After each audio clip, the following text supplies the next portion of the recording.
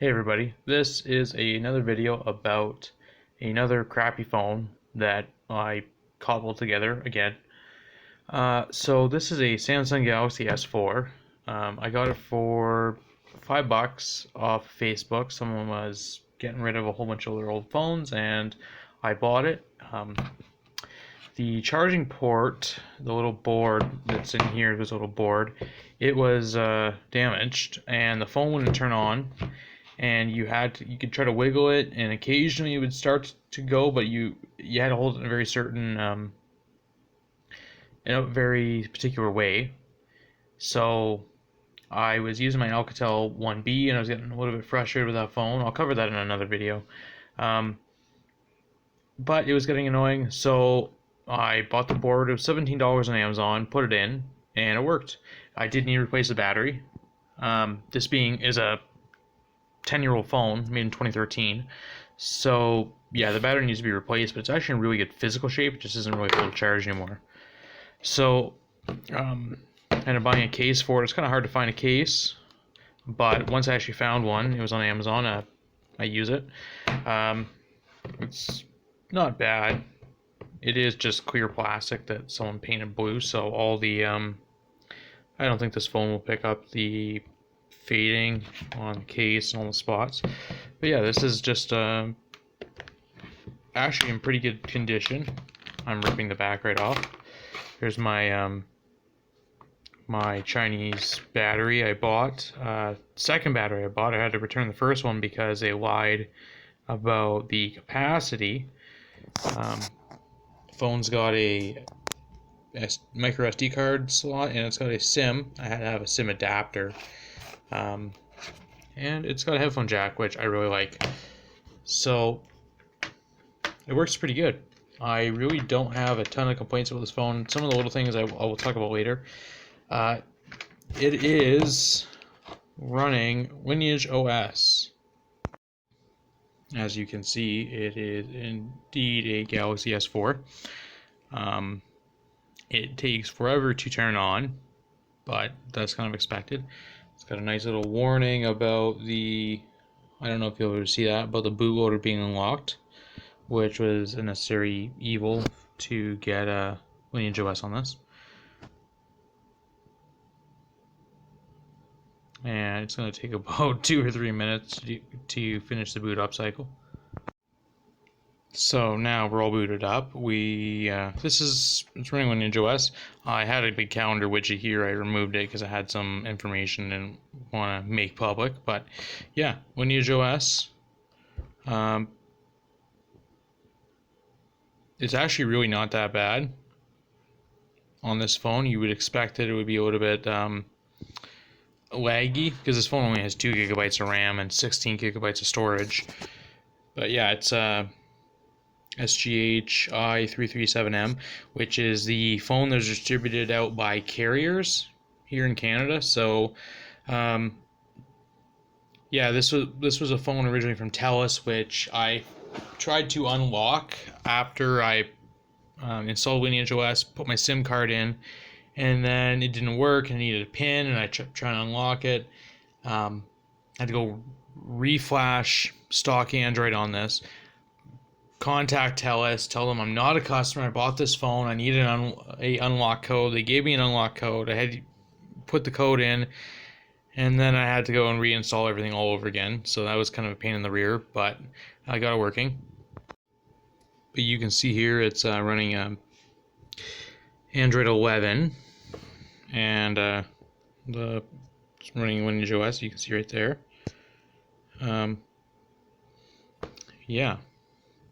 There are a few things I like about this phone. It has these little buttons here at the bottom. They light up. It'd be nice if I could change the color, but I can't, but it's whatever. It's just buttons. But it's nice because I actually get all the screen, and it doesn't have a bottom bar. It's actually built into the bottom bezel. So I have back button, and then I have, I'm not even sure what this button's called, but it basically brings up your, there you go. And it's just nice to have them on the bottom. They turn on, and it's whatever. I don't really notice it as much, but I thought it was kind of cool when I first got it. At the top, there is Just let me plug the phone in for a second. There is a LED hidden in the bezel,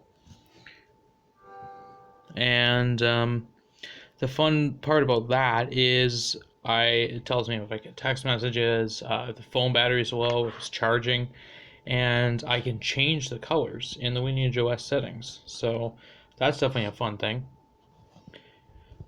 So I have been using this phone for the past few months, and I really like it. It works just fine. It is a bit slow, being I think it's a dual core processor, 2 gigabytes of RAM. It's not going to be super fast, but it really runs everything I really need it to run. There's not a ton of lag, um, so I don't really mind it. Some of the things I have noticed on it is that it has um, rebooted on me randomly about 2 or 3 times, I think, and I have to sometimes. The one time I couldn't get it turned back on, I had to unplug the battery, like disconnect the battery and turn it back on. But that's happened very rarely. Occasionally, this happens. It's only happened to me twice, where the camera stopped working and I have to go and restart the phone. It's only happened twice. Um, it is, yeah, it's definitely a usable phone.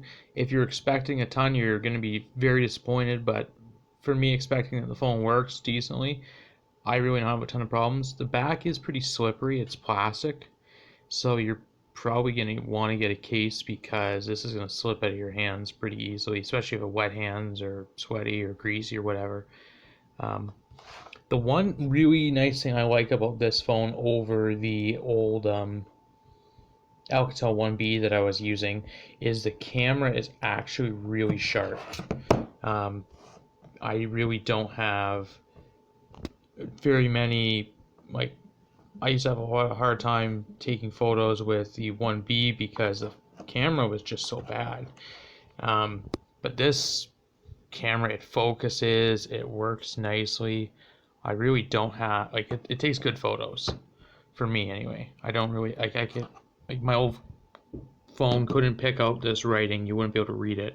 And this picks it out just fine, and I have no problems. I used to have to borrow my wife's phone for taking photos of small stuff because it just would not show up. It wouldn't be legible. So it's also not a super big phone. I don't know if you noticed that. That's my hand. I have average size hands, so it's not terribly big, but it's nice where it's not like you're reaching really far across the screen, which I really didn't like. The biggest pain in the butt of this phone is it doesn't support fast charging, which does. It's from 2013, but like it did okay charging times with the smaller, 2600 milliamp batteries, but this has a 4000 milliamp battery, so now it takes a really long time to charge. And if I go to bed at like midnight, 1, 2 a.m. and get up at 7:30 ish, if I plug the phone in when I go to bed, and it can be 20% or whatever, it's only up to like 70%. So it has to be. I found if I want to wake up with a full battery charge, it needs to be shut off before I go to bed and let it charge overnight, which is kind of a pain in the butt. But really, it's like it doesn't matter. I'm not using my phone while I'm sleeping, so if it's off, it's off. So if I was going to rate this phone, if you got your hands on it and you want to install Lineage OS, no, because of the inconvenience of the charging, and not having fast charging and stuff like that, I would probably kind of rate it lower, probably like a 7 or 8 out of 10 for me anyway. But because of the camera being really good, in my opinion, I'd put it closer to a 9 out of 10. And when I rate it, I don't mean like comparing it to the absolute best phone out there that you could get on the market. I'm just comparing it to what I kind of expect out of a phone, which is I just want it to work relatively decently. It doesn't have to be fancy or anything like that. And this basically meets everything I really need from the phone. There's just some little tiny quality of life, absolute first world problem little stuff with it, but yeah. So this is the Samsung Galaxy S4 running Lineage OS.